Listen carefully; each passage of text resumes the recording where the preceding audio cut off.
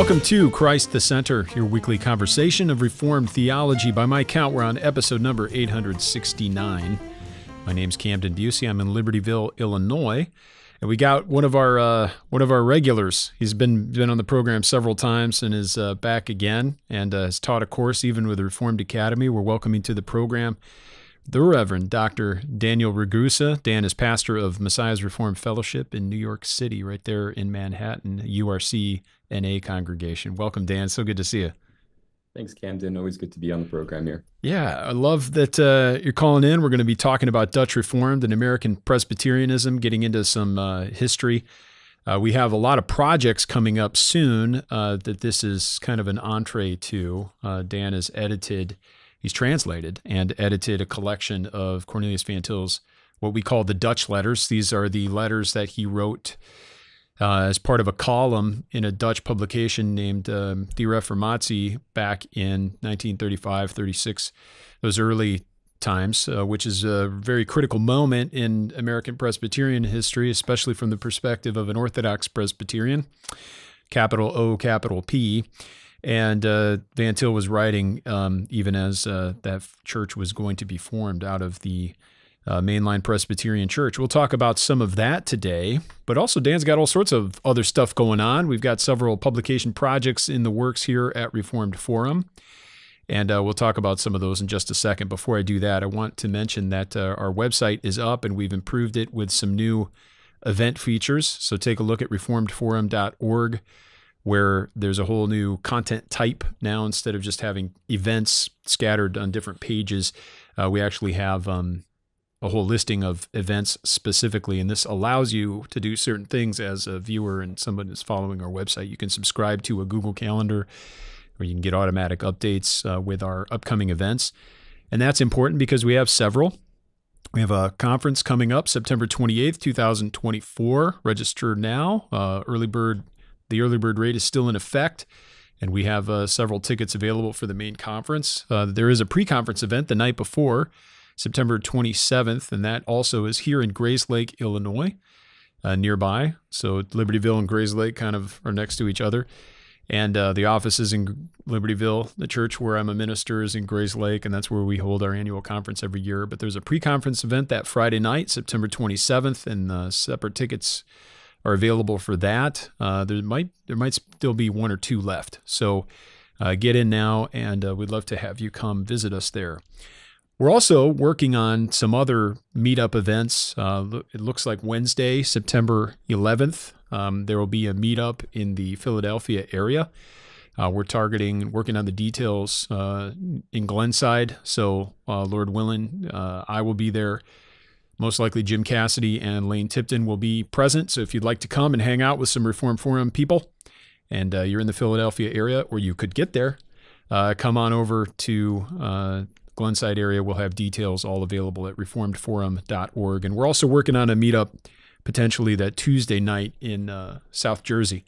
So lots of stuff going on, and more to come later in the year.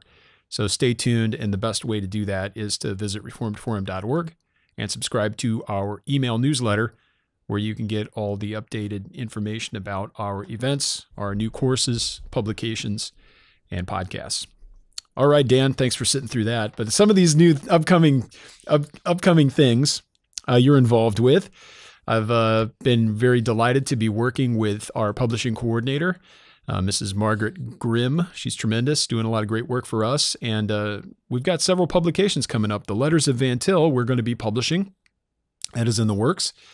But we're going to see here possibly in maybe a month or two, we're placed in order with the printer for a little booklet that you wrote on the Emmanuel principle. Would you like to speak about the Joyful Fellowship a little bit, give us a preview into what you were doing, and hopefully whet the appetite of a lot of our listeners? Yeah, so this project really is owing to Ryan Noah. In many ways, he kind of encouraged us to move and put it together. So a while back, I had written a number of articles for Reformed Forum tracing the Emmanuel principle, the God with us principle, throughout the scriptures, beginning in the garden and moving all the way to the end of scripture and the new heavens and the new earth. And so Ryan really encouraged us to, and me, I guess, especially, to put it together and edit it and which we did, and looking forward to that coming out. The one thing that I tried doing with this, because there are, of course, a number of biblical theologies on the temple theme or the Emmanuel principle, and my work is very much indebted to those, like, for example, G.K. Beale and T. Desmond Alexander's works.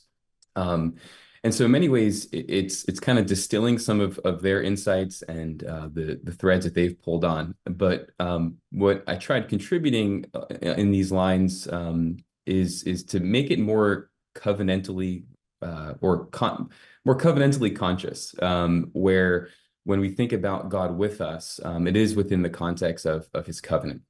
And so that seemed to maybe make it more distinctly reformed, not to say the previous works aren't as reformed, but just kind of bringing that covenant theme out throughout the writing. So it's a small book. I think it's, a 1 or 2 sitting read. But the few people that have provided feedback for it have said it's just been a helpful reminder, kind of getting the biblical storyline back into your head afresh, especially for pastors and preachers who are working through the scriptures, to have that redemptive, historical, biblical, theological mindset when we're thinking about a certain passage or so on. So yeah, I'm thankful for Reformed Forum, thankful for Ryan and Margaret as well for really helpful editing on that project. It's looking good. It's a little 4.5 by 7 trim size, so it's a nice little, it's a book, but it's more the smaller side of book, but it's very rich. But even though it's rich, it's still accessible. So we're hoping that this would be the kind of thing people could buy a handful. It's going to be a great book, especially thematically, to give away for Christmas. I'm going to pitch this as like a stocking stuffer. You Dutch guys do stockings, or you do klompen? What do you do? What do you do? I don't know. I mean, theologically, I'm Dutch, but yeah, I know. Culturally, culturally you're not. Well, what's the take with we've got quite a few ethnically Dutch folks in our congregation, and they seem to do, most of them are pretty just Americanized, though. We don't have any that have any remnant accents or anything like that, but we have some that were born in Netherlands, but generally speaking, in terms of cultural practices, other than like on New Year's Day, they do the rough translation's fat balls. It's like a fried donut, like what's the name of it? Oh man, this is killing me. My elder's screaming in his truck right now as I can't remember the name of it. But I remember that if I translated it woodenly and literally, it's fat balls. It's basically a donut. It's like a deep fried donut. They're wonderful. Not oliebollen. It's like oliebollen. Yeah, that's it. Yep. It's like a Dutch version of a funnel cake. It's the best. Yep. It's the best. Oh yeah. No, the Dutch and the pastries, banquets and the Dutch letters, and it's. Yeah, that's one of the things I miss about being in the Midwest and getting some good pastries from Jarsma's Bakery in Pella, Iowa. So if you're looking for some Dutch stuff, take a trip to Pella. Yeah, we'll get into that with the Scholte and the settlement there, Van Raalte in Holland, Michigan. But even Highland, Munster, where you went to seminary and where I serve on the board and have taught in the past down in Mid-America, and where Van Til grew up in Highland, you still have some good Dutch influence there. But you're in Manhattan, but what's happened? It's New York, but it used to be New Amsterdam. Is there any Dutch influence anymore? Are there any remnant? Like you've got the delis here and there, the Jewish delis. Are there any like little Dutch bakeries anywhere in the city?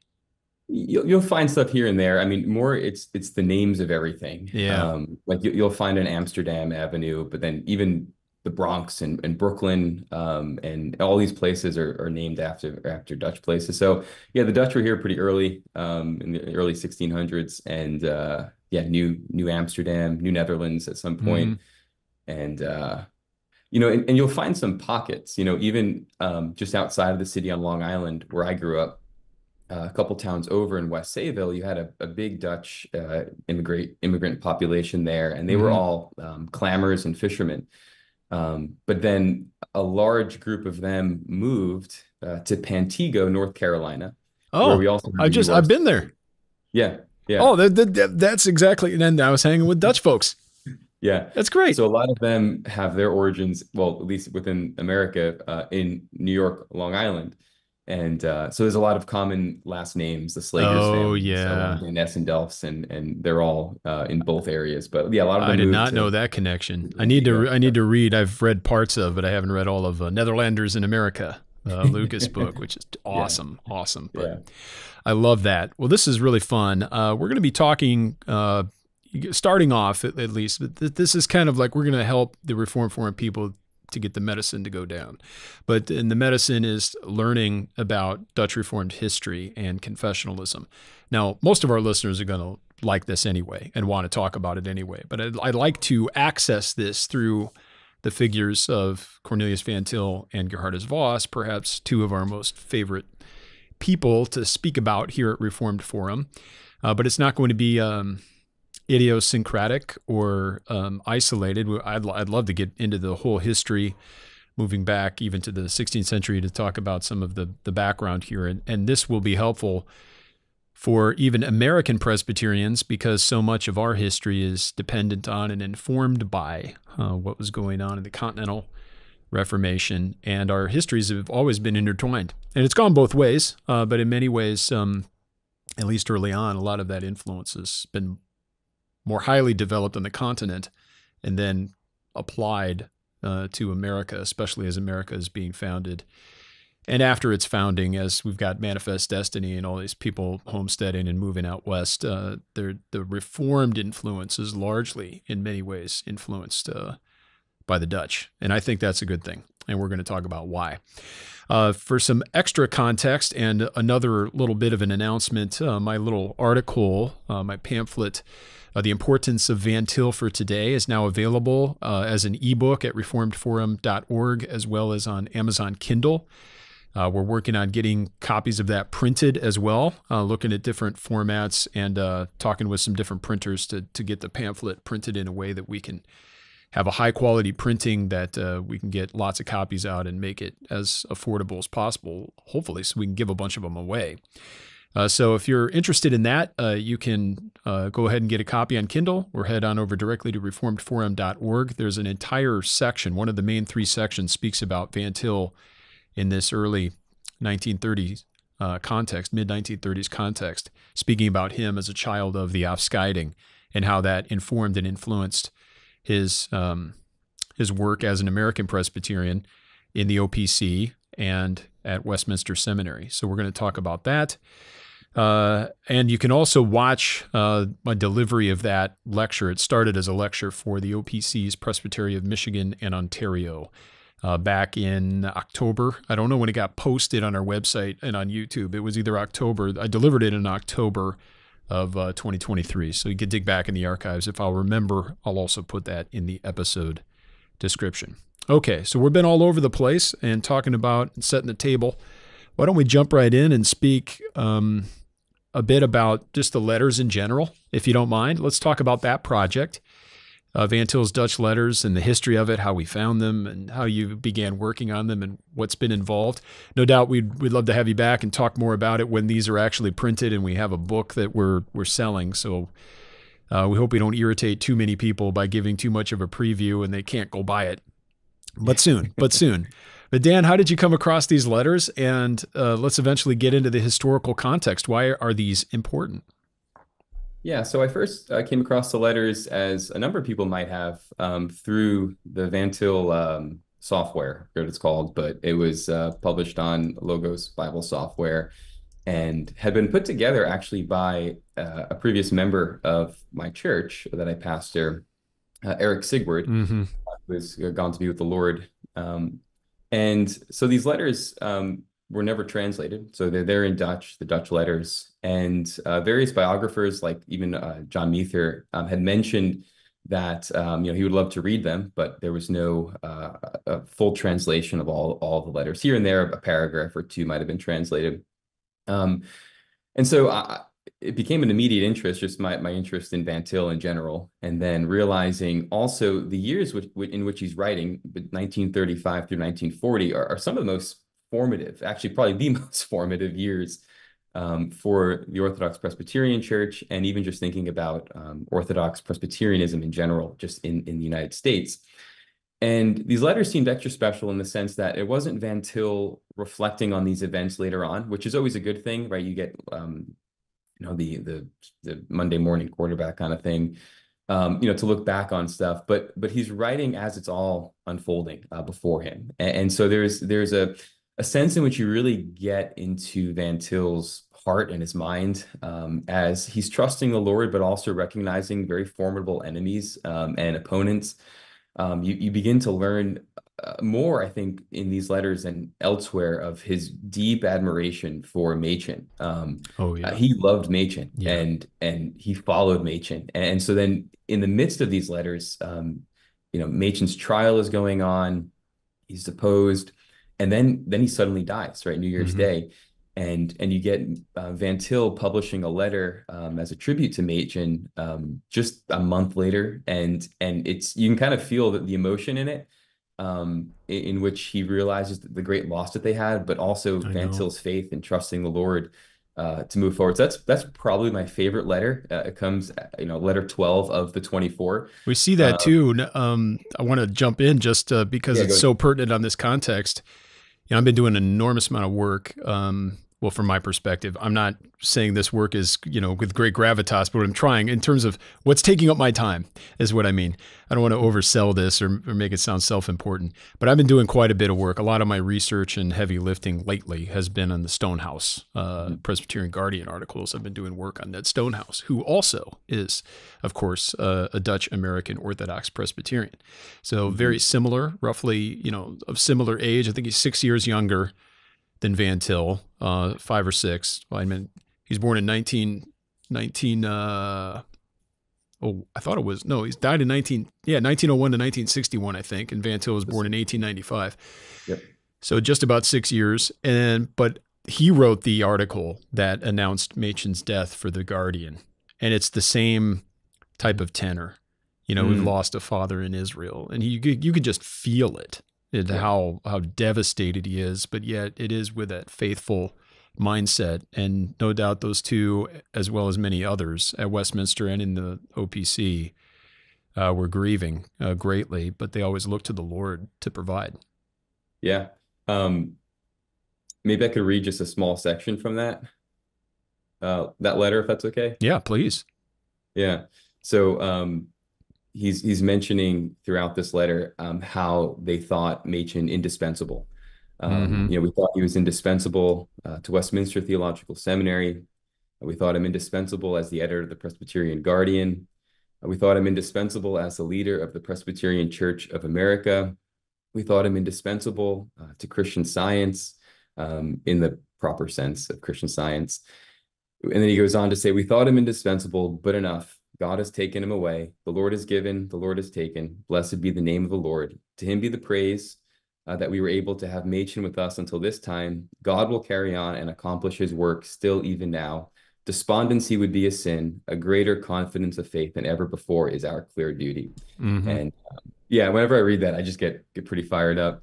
And I think, this comes at letter 12 of the 24. And I think you kind of see a bit more militancy in a sense from Machen following this, where I think that he realizes that, with Machen gone, others need to have greater confidence of faith and move forward. And Mm-hmm. I think Machen kind of takes that on himself to a degree. I don't think he was trying to put himself forward necessarily, but No.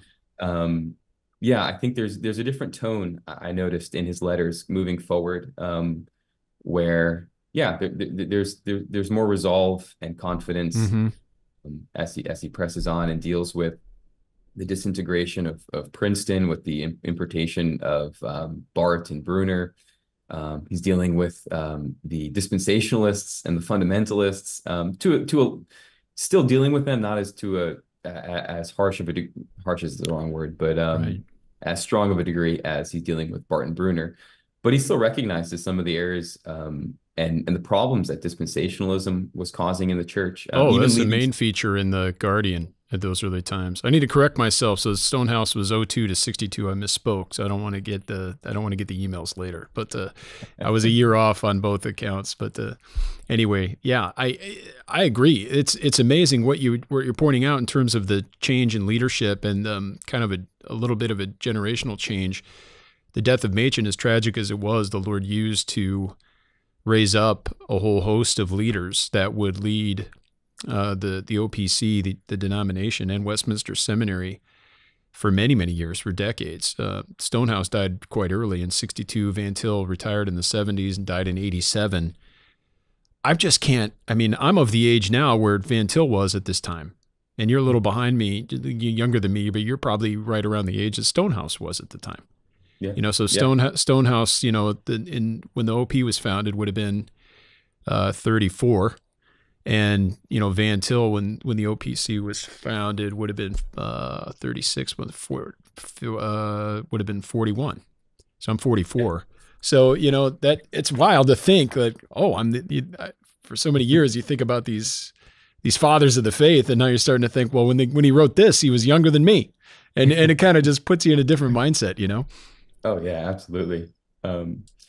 One other interesting thing we learned, or I learned in this letter, I don't think he mentions this elsewhere, but Van Til recounts some of Machen's works, and he mentions that his work, The Virgin Birth of Christ, was his greatest work, which I find interesting because if you've read The Virgin Birth of Christ, Machen is brilliant in it, but you also hear so much of Voss in it, in his arguments as well.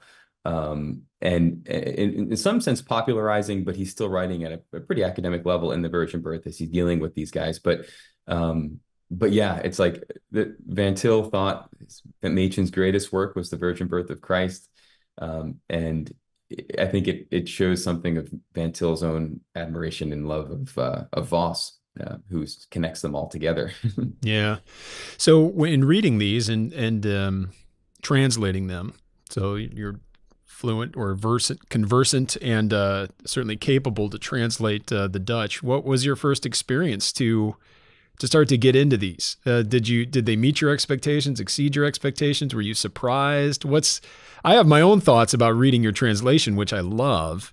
Mm-hmm. And it's been checked by quite a few people, even some old timers, which we're finding some fun stuff we can talk about. But what was your first impression when you were unlocking the contents of these letters? Yeah. Before I jump into that, I should say, so a good friend of mine, Jaap Vreugdenhil, who's in the Netherlands, he's an elder in a church out there. You guys were tearing up my Doctrine of Man class. Yes, I say that affectionately. Absolutely. Yeah. So we were both. And Arjen, his son. Mm-hmm. When Dr. Busey was teaching our anthropology course.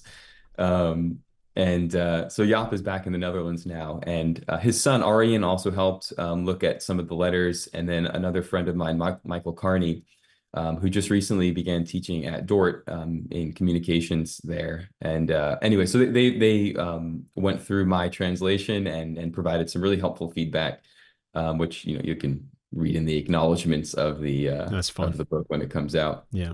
But yeah, it was just pure joy and excitement going through these. It was just, it just felt like uncovering a treasure, and a little hidden treasure just that's there, but it's just in Dutch and not having read it, in English and having it out there. So like there's probably some really funny correspondences between me and Ryan. As I'm translating, I'm usually sending every letter once I finished it to him, and we're pulling out quotes and getting all excited about it. So yeah, I mean yeah, and I think as I said earlier, it made, I think Van Til always wrote with showing his personality in a sense, but here you really have something that seemed very intimate in a sense to him. He's also writing back to his fatherland and to his people, and he's trying to convey something to them about what's going on. So yeah, it just kind of gave a little new appreciation for Van Til, which having read most of, if not all of his stuff, it's like to have that, it's like, oh, that's wonderful. I think there's several factors that are working together in our favor as historians and people just want to be mildly entertained. It's always fun to read things to learn, but if you can be entertained or find joy in them at the same time, it's even better. So Mhm. First off, I think just in terms of Van Til's age, you get a good mix where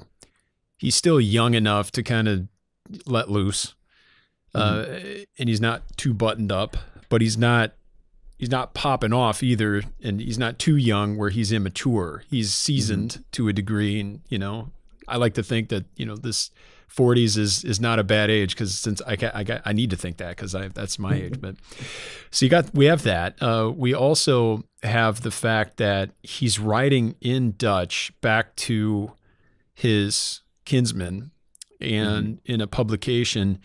So the people who are immediately involved in this controversy are not going to read this, Mhm. and they're not going to be able to understand it because it's in a different language. So, the people that he might be more sharply criticizing, he can feel free just to not be extra polite or tone it down. So he's not being inappropriate, Yeah. but he's just writing freely. And because I think he knows this is it's never going to get back to these people directly. Who's going to go through the effort of finding this, translating it, reporting it to so-and-so, whatever. But then the third thing is just because of these things, he's so funny. Mhm. And probably a third of them are just really sarcastic in a funny way, not in an annoying way. Yeah. But he's not doing a total send up or a farce or doing anything overt or really crazy, but the sarcastic tone is making fun and in many ways showing the ridiculousness of the modernists' proposals. And Yeah. I just think it's the best. It's like political satire to a degree. It's not in that form, but it's like it's serving or scratching the itch that satire often does, Mhm. where it Yeah. gets at the ridiculousness of whatever you're criticizing.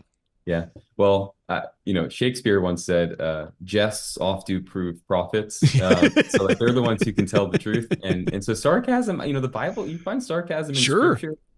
Think of Elisha Oh, sure. the prophets of Baal. So and you have so many instances where Van Til, is appealing or using the biblical stories to kind of make a little sarcastic point. I just pulled up one briefly. If I can give another Yeah. little Go snippet. ahead.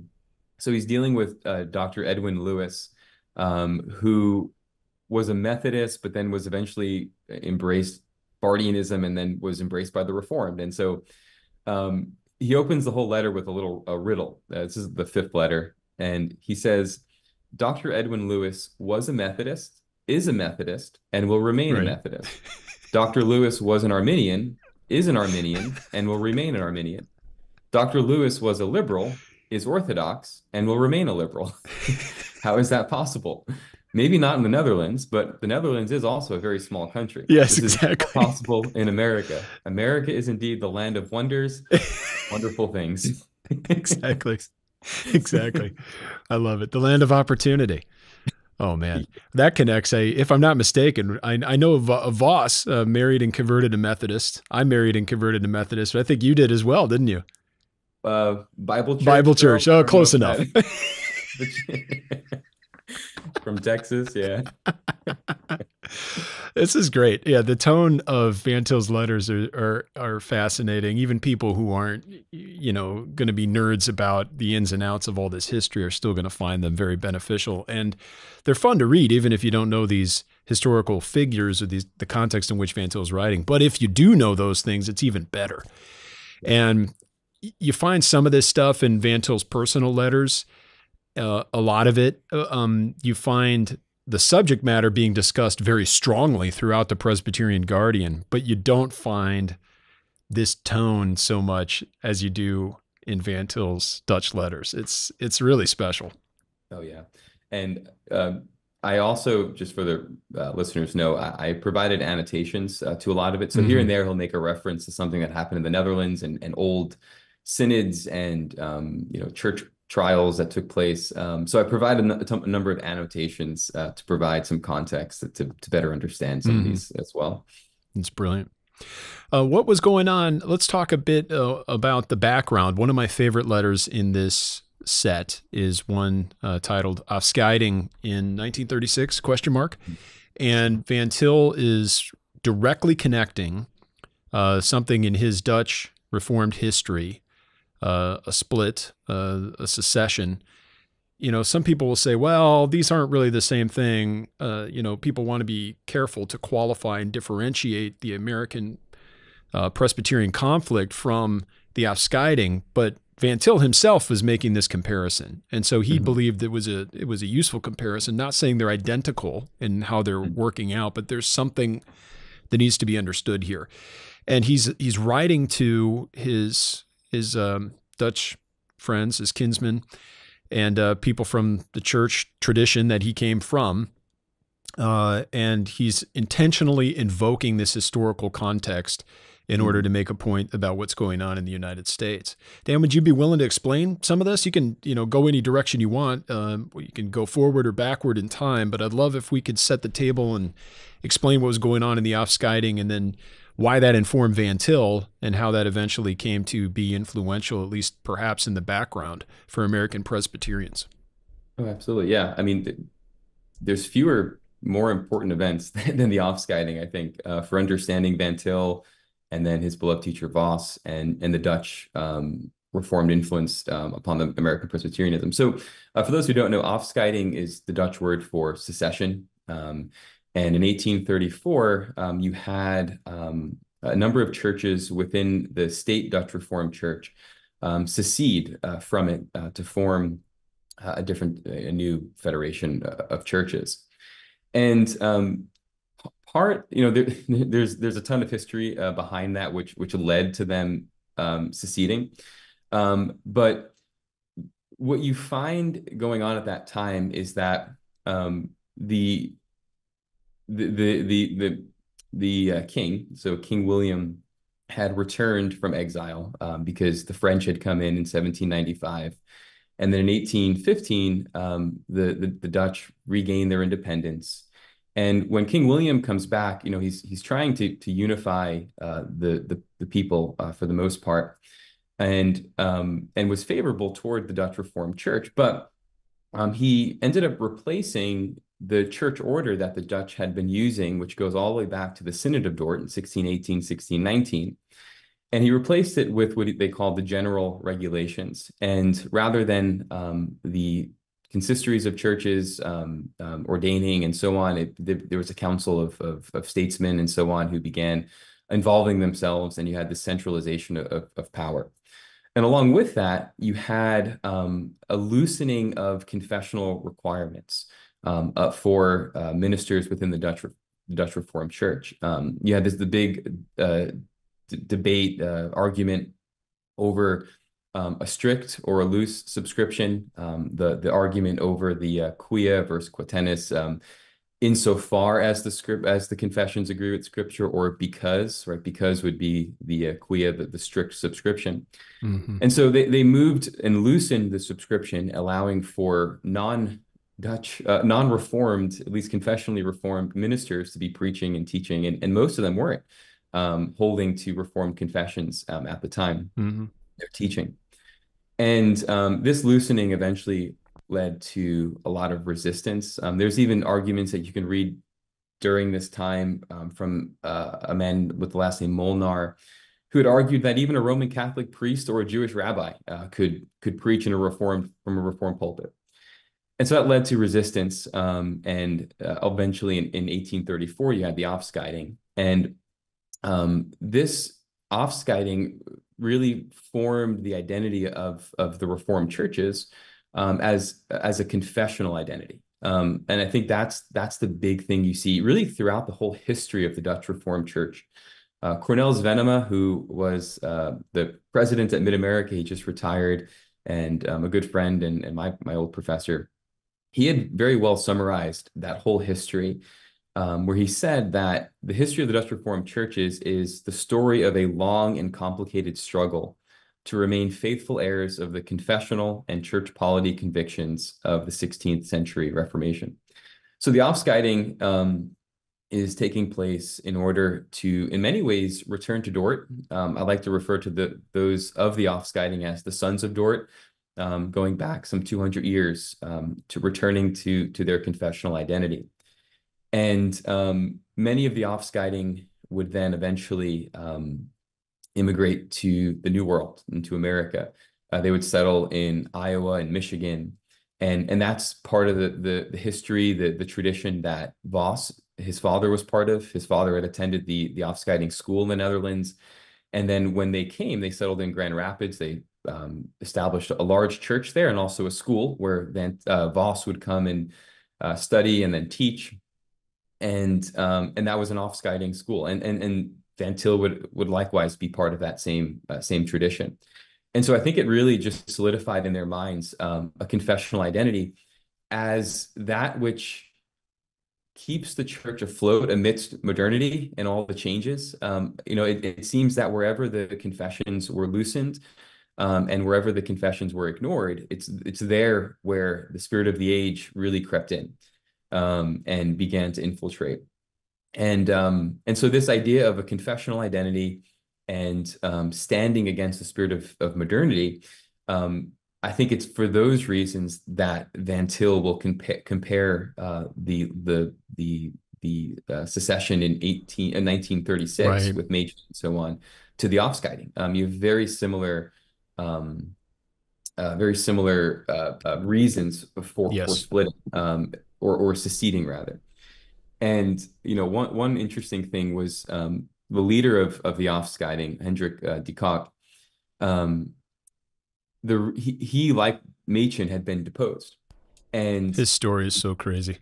yeah, and it's so eerie the reason that's given for de Kock's deposal. And just I believe I'm quoting from actually Dr. Venema or De Young, possibly. De Young. Yes, it's De Young. Yeah. Hendrik de Kock was deposed, and the reason given was this, quote, in order to maintain law and order in the Reformed Church, to protect the name and honor of the ministers of the gospel, and to prevent more disorders, divisions, and revolutions in several congregations in our fatherland. Now, what led them to state this, and what led to his deposal was that Hendrik was a minister in the Reformed churches, but he had never read the Canons of Dort, and he had never even read Calvin.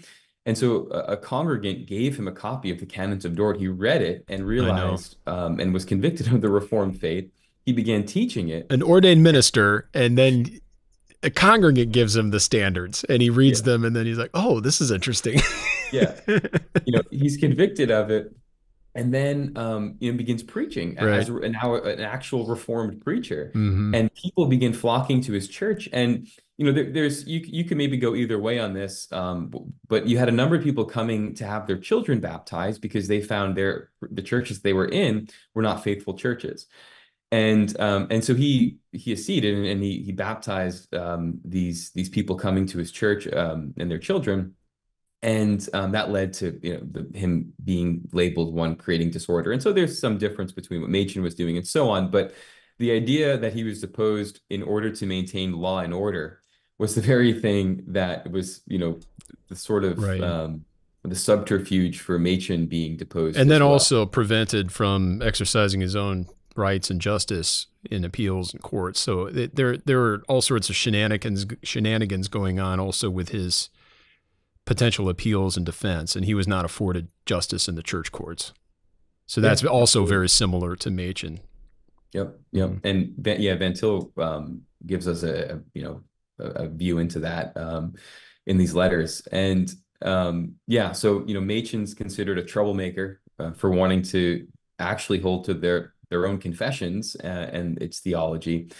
And its church order, and so is Hendrik de Kock. And so you can see a number of similarities between the Afscheiding in the Netherlands in 1834 and then the quote-unquote Afscheiding of the Presbyterian Church in 1936. And I think it's this history, right? Because you have 100 years, 102 years between those two events. And I think it's this history that really made the Dutch Reformed poised to help the Presbyterians in this struggle. This isn't to say the struggle ceased in the Dutch churches and they didn't have to continue fighting, but I think they had already entered the fray much earlier and kind of knew the enemy a bit and provided a ballast and some direction, I think, for the Presbyterians. so that even, at their first synod or General Assembly, the very first General Assembly of the Orthodox Presbyterian Church, there is a communication that comes from the Dutch Reformed in America, the Christian Reformed Church. Yeah. And it's interesting because, again, Van Til makes mention of this, and as does Machen in a letter or article he wrote for the Presbyterian Guardian, I think just called the Christian Reformed Church. And there's a short article that I put up on Reform Forum website. You can kind of read some of this. But Machen mentions how this correspondence from the Synod of the Christian Reformed Church at the time in 1936 or whenever that assembly was. Yeah, in June. They were the first to greet the OPC or at the PC of A at the time, that provides legitimacy, because another legitimate Reformed church is acknowledging that the Presbyterian Church of America, which was renamed the OPC, is a true church. That's a huge deal. Yeah, that they're not just these schismatic folks that are. It's in other words, placing not a formal stamp of approval, but kind of like a formal acknowledgement that we believe you are a rightly, a duly organized church. Yeah, absolutely. And I could read the telegram that was sent, but let me give some of the background too, because it almost seemed like reading in Van Til and Machen that out of nowhere the Christian Reformed Church sent a letter to them, and it was like, but you find out that R.B. Kuyper and Van Til sent a telegram to the Synod of the Christian Reformed Church, basically saying to them, actually, I think I have what was sent. Yeah, they sent this. So Van Til and R.B. Kuyper send a telegram to the Christian Reformed Church's Synod saying, and it's in like telegram like shorthand. So Presbyterian Church of America organized yesterday as true spiritual succession of Presbyterian Church USA. General Assembly meeting now. Will conclude its sessions tomorrow. Machen is moderator. Our Synod could strengthen hands of brethren by sending greetings. So then you find out that Van Til and Kuyper were behind it, asking them to send it, which they ended up doing. And then the Christian Reformed Church sends a telegram saying this: the Synod of the Christian Reformed Church in session at Grand Rapids, Michigan, conscious of the tie that binds us in the propagation and defense of our common Reformed faith, and convinced of the uncompromising devotion to that faith which has led to your organization, extends its Christian greetings and commends you, together with all who stand with you, to the guidance and blessing of the King of the Church. May he lead you as leaders and those who follow with you by his Spirit, strengthen you and increase your numbers, and gird you on in the battle against our common foes of apostasy and unbelief in these critical times. Synod officially invites a fraternal delegate to attend its sessions next week, which I believe Van Til was the one who went as a fraternal delegate. There's also, I could talk for days about this kind of stuff. I'd love to, but there's more to come in terms of Stonehouse's relations and his view of ecumenicity. And he spent pretty much the rest of his life trying to work to unify the Christian Reformed Church and other Reformed bodies, not just in America, but around the world in some formal ecumenical arrangement. But that's perhaps for another day. There's one point in which the CRC rejected the fullest level, the highest level. I think this was in the 40s, and it was over. There was 3 issues where they didn't bring us in as a sister church, but they brought us in at one step down because they were a little bit nervous.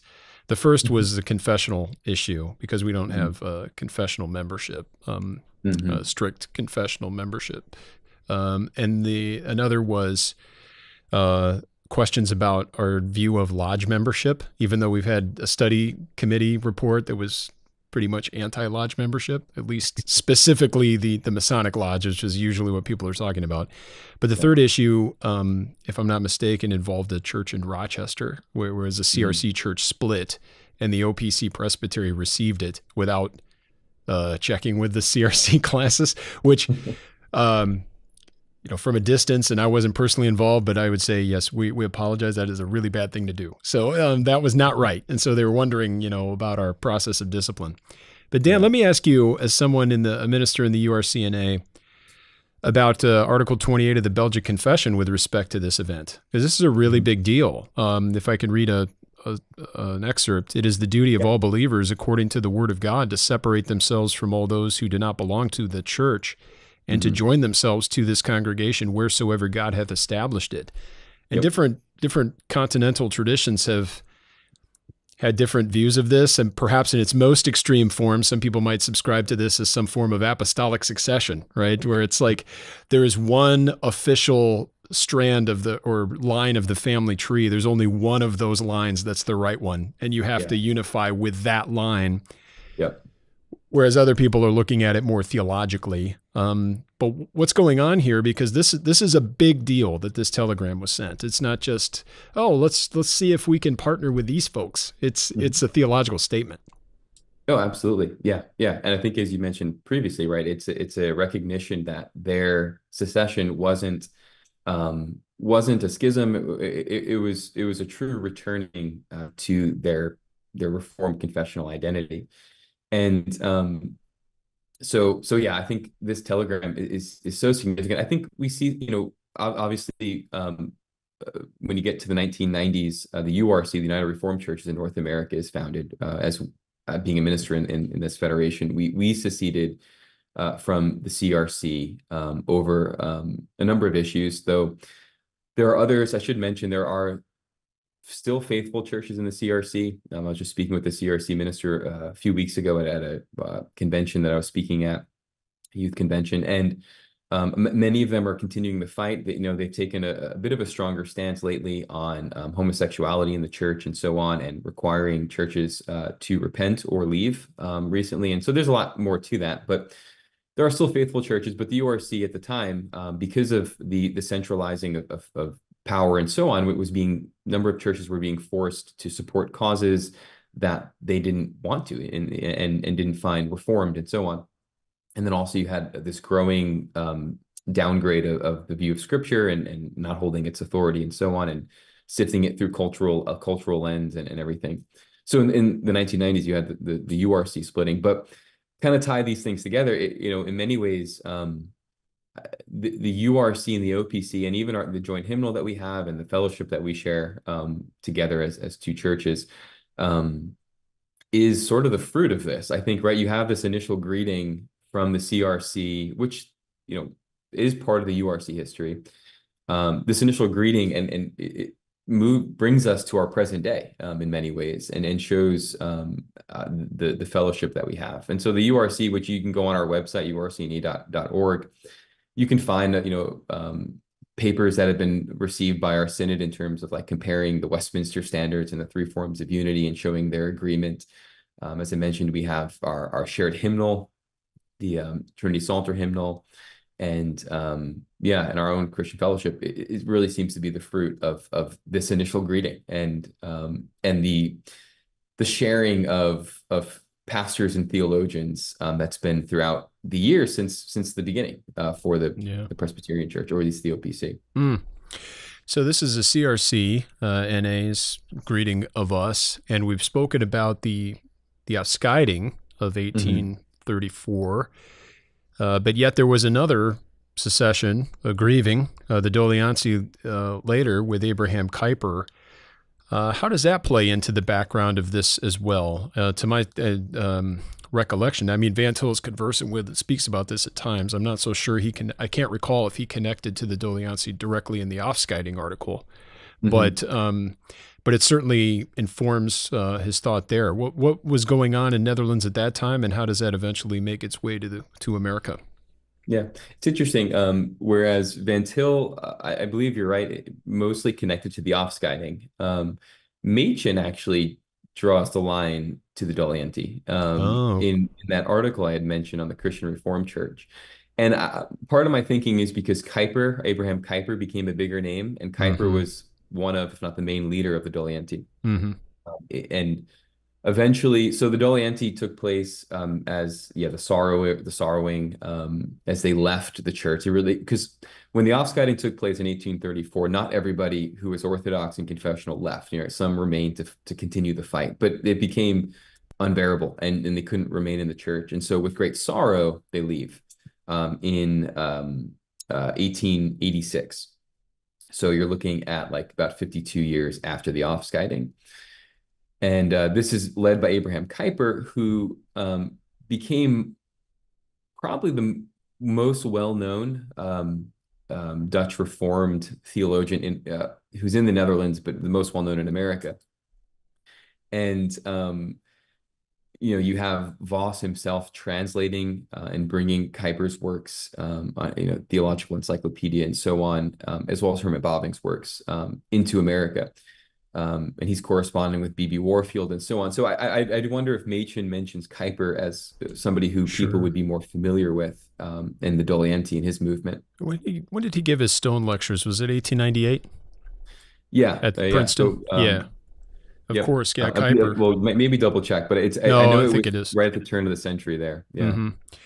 Yeah. And so something that I found interesting recently was a period in American history called Holland-Mania. Yeah, I saw that. I love that. On the heels of the Republican National Convention, when this is several weeks later now, the DNC is going on here in Chicago, but yep. We have Hulk Hogan ripping his shirt open, at the RNC. I'm waiting for the professional wrestling moment at the DNC, but I really want to see some Dutch guy just go all Holland-Mania on your brother. Yes. What you gonna do when Holland-Mania runs wild on you with its clomping? Oh man. Well, in the Lord's providence, Holland-Mania ended up being I haven't read anyone who directly connected these lines in the theological and ecclesiastical worlds. But basically, 1876 was the centennial of America, right? So America, with the Declaration of Independence, right. A revolution starting in 1776 and so on. Foundation of the Cubs. What was that? The Cubs were formed in 1876 as well. So I just thought I'd throw that in there. Really important to me. So going. At least you're not the White Sox this year. I mean, that's it's gotta be. Anyway, I was gonna say one of the worst baseball records. No common grace there. Yeah. I apologize to all my White Sox friends fans, but anyway, so you have the 100-year anniversary of America, and there's a huge influx of immigrants coming in, and with that, they're kind of trying to ground American principles and values in a particular history, but they didn't want to ground it in British or English history. America at this time begins competing with Britain in terms of being an economic powerhouse and global leaders and so on. So they're looking for a different history that wasn't British to ground their American principles and values. And so they look back to the Dutch Republic, the Netherlands. And you had the golden age of the Netherlands. I'm forgetting the exact years, but I know it ended around 1750 when everything kind of fell apart. I believe 1600 around there. Actually about 1600 to 1750, I believe, was the Dutch Golden Age.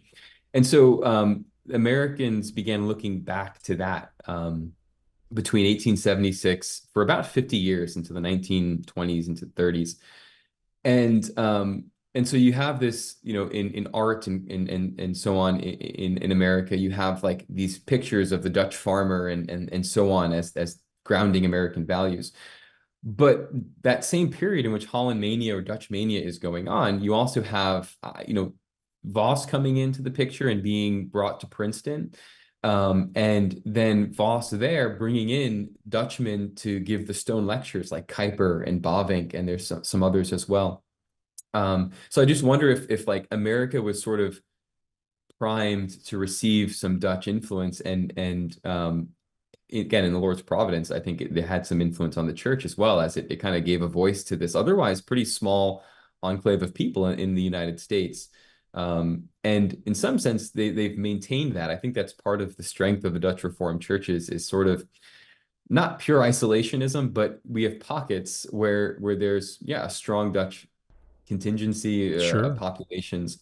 And many of their theologians are not the big names like that you hear, like the Machens and the Warfields and so on. But then all of a sudden you begin reading their works and you're like, these are brilliant men. P.Y. de Young is one of them, who I think is one of the most underrated Reformed theologians that has been in America. And his works, aren't really that well known. But I think that's part of the strength of the Dutch Reformed, where it's like there's much like hidden gems, Oh and the yeah. influence is there, but it's not the fanfare is kind of has a negative connotation. Not that I think there's good there's good to having. My theory is you guys are so good at this tradition is so good at putting the hand to the plow and just Yeah, doing their work yeah, that they tend not to be great self promoters or marketers, and so people yeah, don't end up don't end up knowing much about them because they're not talking about themselves a lot. yeah, So, yeah, which is good, but you yeah, also wish that there was more exposure and that people would unearth and celebrate these gems too. But I agree with you. yeah. Tell me about more about Voss, and especially as this connecting figure. Hmm. So, Danny Olinger, who wrote a biography of Gerhardus Voss that we published here at Reformed Forum, makes a really important um, case that Voss is not only a Reformed biblical theologian, but he's also an American Presbyterian. This was a Hmm. kind of a great conflict because it was Kuyper, was it not, that wanted him to stay and to teach in Netherlands. Yep. Voss's For father university. wanted him to come and to raise the intellectual rigor and profile of the theological school in Grand Rapids, which he Hmm. eventually did. But Voss, being a very significant and important American Presbyterian, wasn't perhaps greatly appreciated by his students at Princeton, but at least John DeWard and Van Til appreciated him, and he became, in many ways, kind of a theological father for some of those early OPC guys, and injected uh, some important theological instincts and like a posture Hmm. into these Orthodox Presbyterians. It's Charles Dennison in his collected essays that the OPC Committee for the Historian publishes, um, History for a Pilgrim People, likens these early Dutch guys as Dutch antibodies. You look at Van Til, Stonehouse, Kuyper, and then there's this extra figure of John Murray, the Scot, who serve as what other people would call an alien influence on the church. But I like to think of it like Mr. Dennison, Reverend Dennison did in terms of Dutch antibodies and Scot antibodies. So when certain people in the OPC wanted to turn the denomination into an American kind of cultural church, like culturally influential, politically powerful, a distinctly American evangelical experience, these dear brothers know nothing of this. They don't come from this tradition. While they love America, the land of opportunity, the land of many wonders, and are doing well for themselves in terms of, being able to farm and make a living and express their theological beliefs and ecclesiastical, inclinations freely, they nevertheless realize that the church and the state are different things with different purposes. And they're not persuaded that, for instance, the church needs to make a firm declaration about alcohol. Hmm. It's never right to be drunk, but Jesus himself partook, and the Bible does not denounce alcohol simpliciter. And Hmm. so these are kinds of things where they just weren't affected or persuaded by a lot of these cultural arguments. And because of that, not just on the prohibition issue, but on many issues, I believe the OPC was really saved. It would not exist today if it wasn't for this Dutch influence. It would have merged or it would have died. Yeah. Yeah. No, that's very well said. And so just maybe giving some more context and background with Voss. So we had mentioned the Afscheiding had taken place 1834. Voss was born just 28 years later, 1862, in the Netherlands, in a rural Dutch town of Heerenveen. And Voss himself recounts regarding his upbringing, saying, "Both my parents came from Graafschap Bentheim, where there was great empathy with the religious movement involved with the secession, which is the Afscheiding." And Voss's father, Jan Hendrik Voss, studied at the secession school in Kampen. He then pastored a number of churches in the Netherlands until he accepted a call to a church in the New World. And so in the summer of 1881, he and his family sailed the Atlantic for Spring Street Christian Reformed Church in Grand Rapids, Michigan. And going to Danny Ollinger's book, he mentioned some statistics because, again, as we said earlier, that Afscheiding, that secession group, would really form the Christian Reformed Church and be that tradition in which Voss and Van Til grew up in. But Danny has mentions that by the 1880s, nearly 10% of seceder membership had departed for America, so from the Netherlands to America. Part of the reason for the heavy emigration of seceders was the societal makeup of the Christian Reformed congregations. They were primarily farmers and hired hands, not the Dutch aristocracy. When the seceders individually and collectively made the move to America, they found Christian Reformed congregations to be similar to what they had left behind, both theologically and culturally. Right. So Voss had just graduated from the gymnasium. I believe he was 18 or 19, and makes his way out to the New World, where then he would study at that theological school, which would eventually become Calvin. There he studied from the fall of 1881 to spring of 1883. And then he would go on from there to Princeton, where he studied at Princeton Theological Seminary. And following Princeton, he received a fellowship to go and pursue a PhD, which he did back in the old world. And he went to the University of Berlin at first, and then transferred to the University of Strasbourg. But it was there that Kuyper had reached out to him, seeking him to be a professor in Old Testament at the Free University of Amsterdam. But as Camden had mentioned just a moment ago, his father wanted him to come back and bolster the theological school in Grand Rapids. And so Voss honored his father's request and came back home in 1888. And that would be the last time he would be in the old world. He would just spend the rest of his life in America. He gets back. He's then installed as a professor of didactic and exegetical theology at the theological school. And then he delivers his address, The Prospects of American Theology. And it was originally delivered in Dutch and translated. I believe a translation could be found in the K-Rook's journal.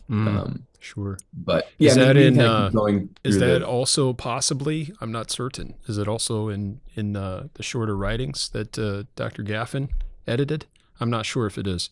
I don't think it's in there. I could be wrong, but yeah, it might be. Maybe somebody I'll take a look. We'll see. Take a look.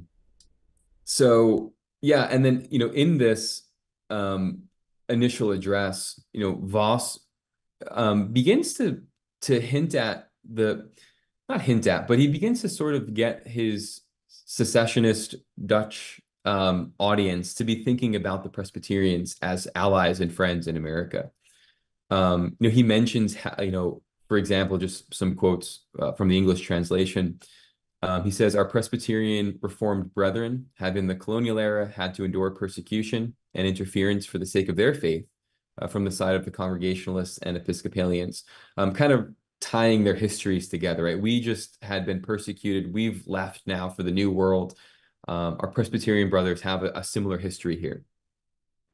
And then he goes on to say in the same address that the Reformed Church, quote, "can claim for herself the inalienable right of being first in this country historically. She has performed the lion's share of the work in the founding and securing of this republic. It is for all practical purposes a proven fact that the Constitution of the United States is modeled after Presbyterian polity with a hierarchy that moves from lower to right." Maybe from lower to higher, I think that's probably what it's meant to be. But anyway, I think Voss is already thinking in terms of seeing the Presbyterians, the Orthodox Presbyterians who are confessional, like Warfield and so on, as their allies. And if they're going to sort of make it and remain, they're going to need friends. And so if you fast forward a couple years to 1891, so 1888 was his first address. He's then made the rector of the school, and he gives another address, which I think it's one of his most significant address. I know that the biblical theology address he gives when he goes to Princeton is obviously extremely significant as well. Oh, sure. But I see Voss's address, The Doctrine of the Covenant and Reformed Theology, as really really just setting the trajectory of everything he's going to go on to do. And it really accounts for why he is able to maintain true religion, like in everything that he writes. Like just everything moves toward in this direction of true religion, of knowing God in his covenant relationship, loving and serving him. And so Voss delivers this address, the Doctrine of the Covenant and Reformed Theology, and he begins that address by exploring a question: why, namely, why is it that both the Reformed on the continent and the Reformed in the British and English and Scottish traditions, both of them somewhat independently developed similar covenant theologies? And he says, it can't simply be that both had the principle of sola scriptura because they both returned to the scriptures. Because he says, well, the Lutherans kind of had a similar principle, but covenant theology isn't natural to Lutheran theology. They may mention it, but it's not sort of something that grows within the soil of Lutheranism, as it did in the Reformed and the Presbyterians. And so he goes on to say that it basically arises from a common commitment to what he calls the Reformed principle, namely that man exists for the sake of God, not God for the sake of man. And so it provided a deeper principle of thinking that unlocked Scripture for them. It wasn't just the question of how is man saved, but how do we glorify God? And of course, within that second question is that initial question. So, how are we saved, and the glory of God in our salvation? But there's a broader, deeper kind of principle that they're working with that necessarily leads to the idea of the covenant, and then the covenant idea of providing structure for Presbyterian and Reformed theology. So I won't recount all of that, but you can, certainly want to read that article for yourself and explore it. I love it. This is really important, good work.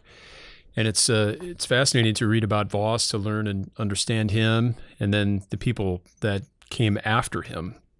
I mean, we've been speaking quite a bit about the influence of the Dutch Reformed on American Presbyterianism, but is there any way that we might also speak of the influence of American Presbyterianism on the Dutch Reformed, whether in the New World or even back in the Old World? In what way might that also have happened?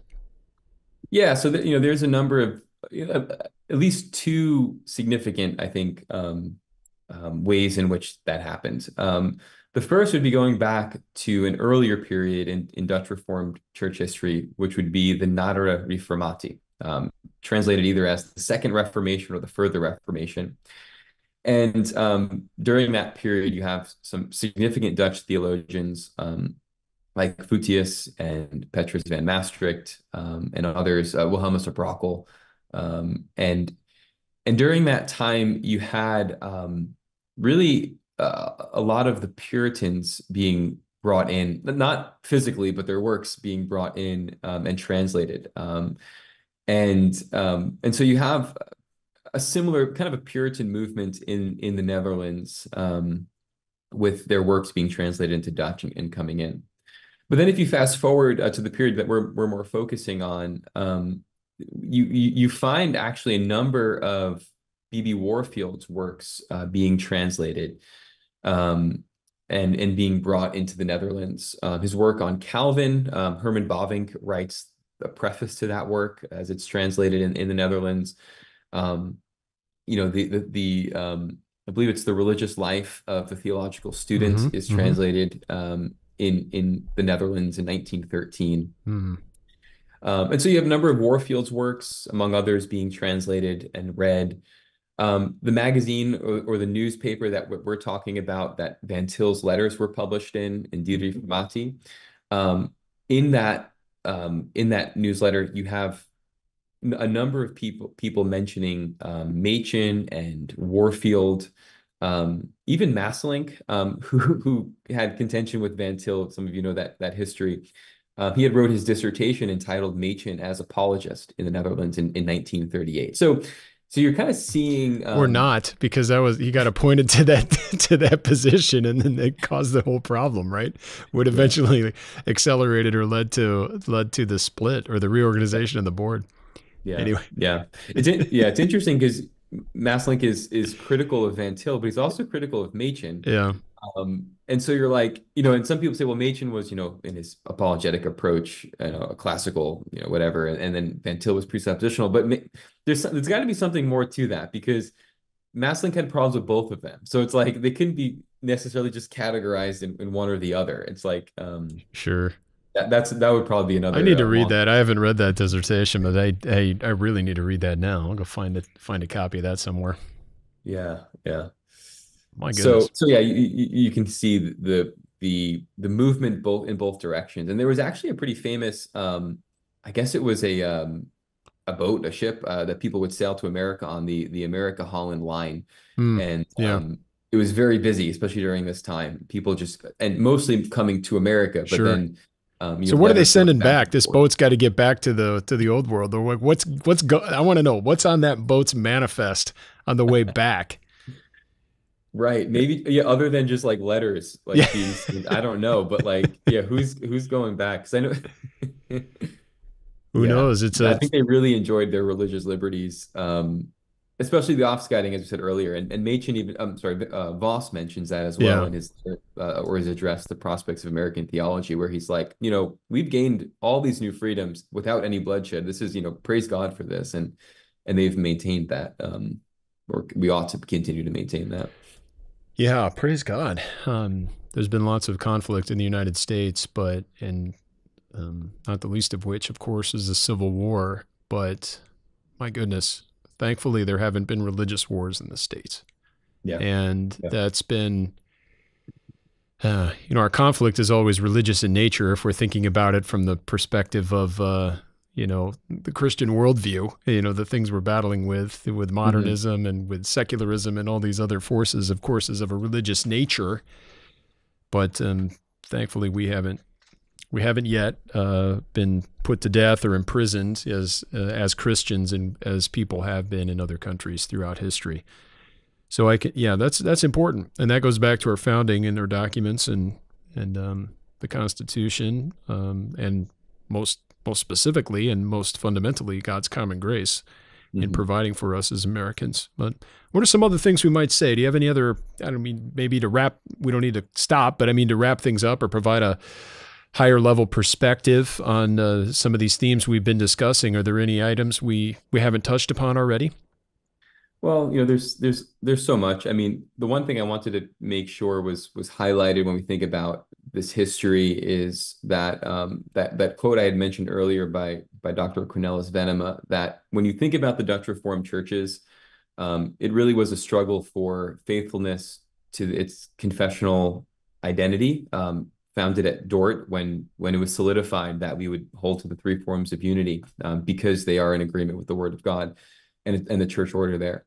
So when you think about that history, I think that's the main thing. And I think one way, maybe a helpful way to maybe bring this to wrap this up, is to look at very briefly, just to kind of list them out, the five things Machen commended about the Dutch Reformed Church, the Christian Reformed Church. I had mentioned earlier he had wrote that article entitled "The Christian Reformed Church," and there were five things he said that had kept them from falling away into modernism, and positively has allowed them to preserve a truly Christian witness, to use Machen's own words. And so I think these provide a helpful summary of a lot of the things that we've been talking about. And so the first thing that he mentioned was separation for the sake of faithfulness, right? And he's saying that on the heels of their own secession, in 1936, and the Dutch Reformed Afscheiding, secession, in 1834. And Machen said that it is a separation undertaken not in the interests of schism, but in the interests of the true unity and purity of the church. And so separation may become necessary at times, for the glory of God and for the sake of faithfulness, even if it costs influence, numbers, financial security, even just providing another small story, with the United Reformed Churches leaving the Christian Reformed Church, the ministers who left, most, if not all of them, because their pensions and their buildings and everything was tied to the Christian Reformed Church, for them to leave, they lost all of that.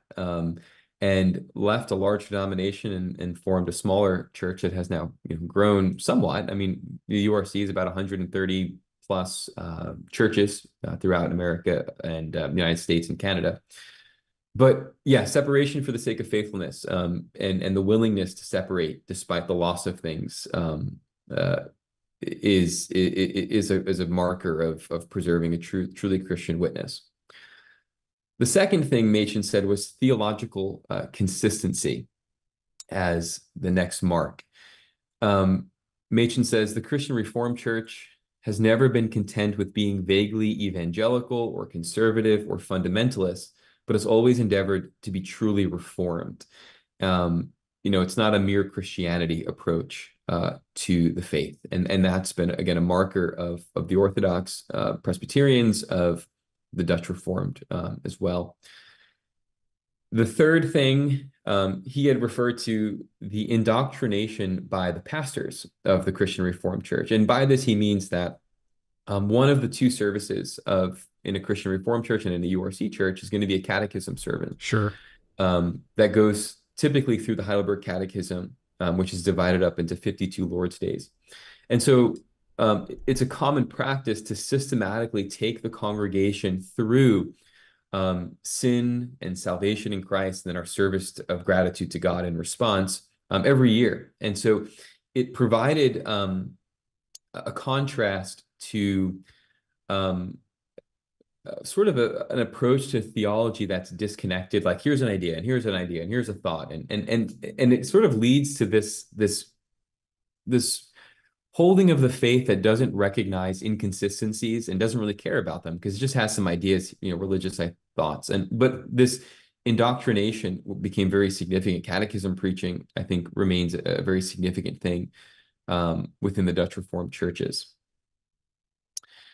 The fourth thing of the five is the exercise of church discipline.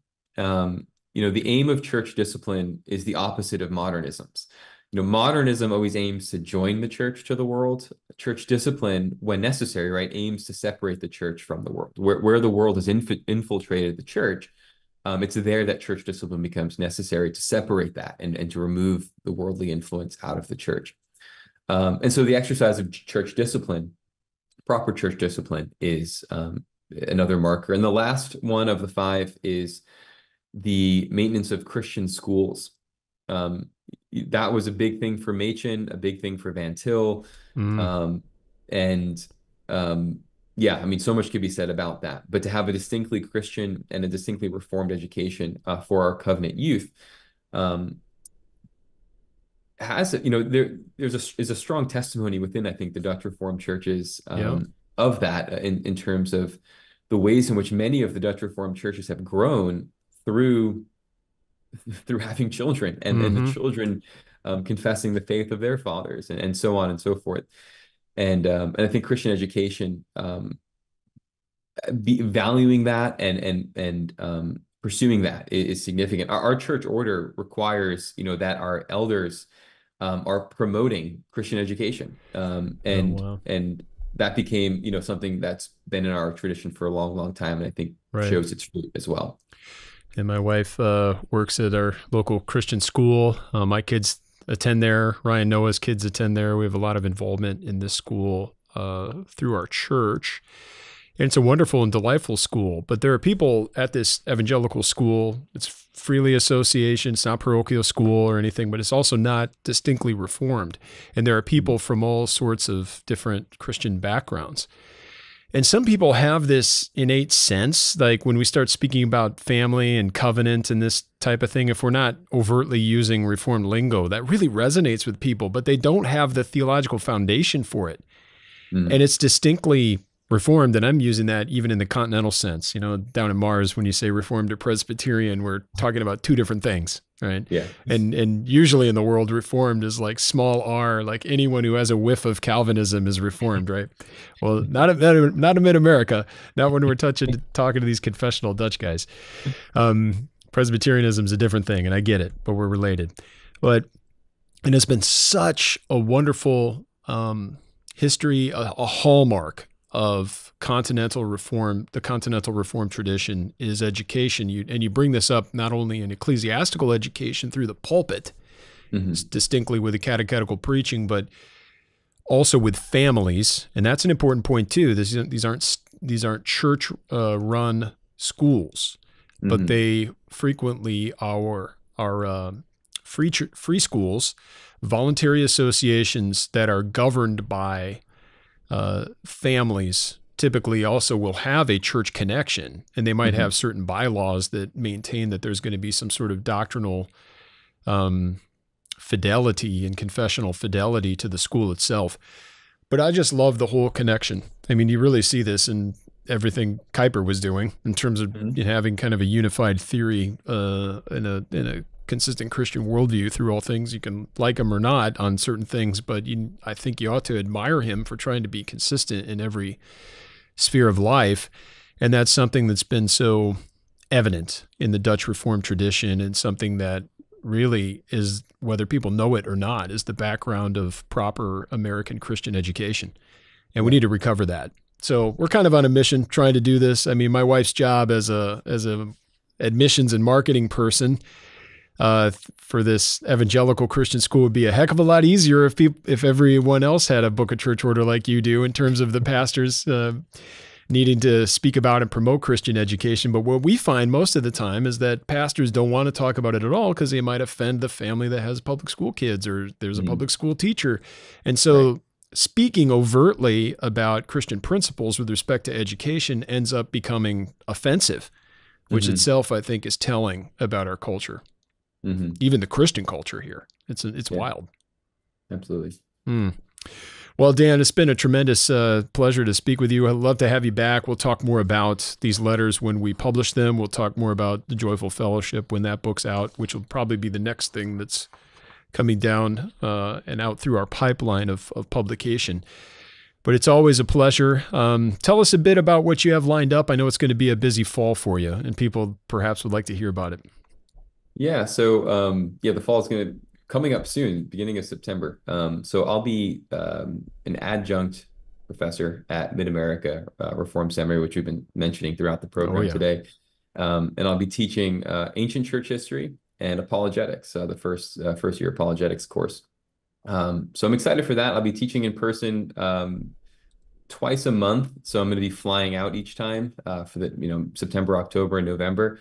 But I'm excited. Many of you know that I studied there. I did my MDiv there. And so to go back, I started that in 2013. So to go back 11 or so years later, really a privilege to be able to teach there. I'm excited and been reading tons of primary sources in the ancient, early church. And looking forward to diving into that. Also, I don't know if you know, but I was also recently nominated and elected for the board of Mid-America. Oh, so I didn't. Congratulations. I've joined you on the board. Hey, board member. Love it. Are you going to be at the next meeting? Is it that soon? Oh, great. Yeah. So it all lines up. I'll be teaching a couple days while I'm there. There's a board meeting, and then also the CME, the Center for Missions and Evangelism conference. So, if anyone's listening still and want to sign up, I would encourage you to come to that conference as well. Absolutely. Lots of great stuff. Visit midamerica.edu for that. So we'll have to see what committees you get put on, but I'm on 2 of them. You can join me. It'll be fun. We'll see. They'll tell you where they think you should serve. Yeah. It's a great group. It's a great board. It's always a good time and fun and important work. So good times at the seminary. A lot of new renovations. They've expanded the facilities, new chapel, more office space, new boardrooms. So you're going to get to experience that. So I'm looking forward to seeing it myself. I've only been seeing it through the pictures, and I'm looking forward to getting down there here. I'll be there next week doing chapel. So if anyone's interested in that, come on down to Mid-America. Visit reformedforum.org as well for information about all of our upcoming events, new publications, courses, podcasts, all sorts of things. It's available there. I want to remind everyone that we are a donor-supported organization, a nonprofit organization, and all of your donations can be tax deductible to the fullest extent of the law in the United States. We really encourage you to support our work here. We love doing what we do, but we're trying to produce and distribute as many resources as we can free of charge around the world. We just passed the 6,000 student mark with our Reformed Academy, which are our free online video courses on our website. We have many more students than that watching the courses for free on YouTube, and we love doing this, want to do even more of it. But we need your help, and you can help us out at reformedforum.org/donate. I do want to thank everybody for listening. We hope you join us again next time on Christ the Center.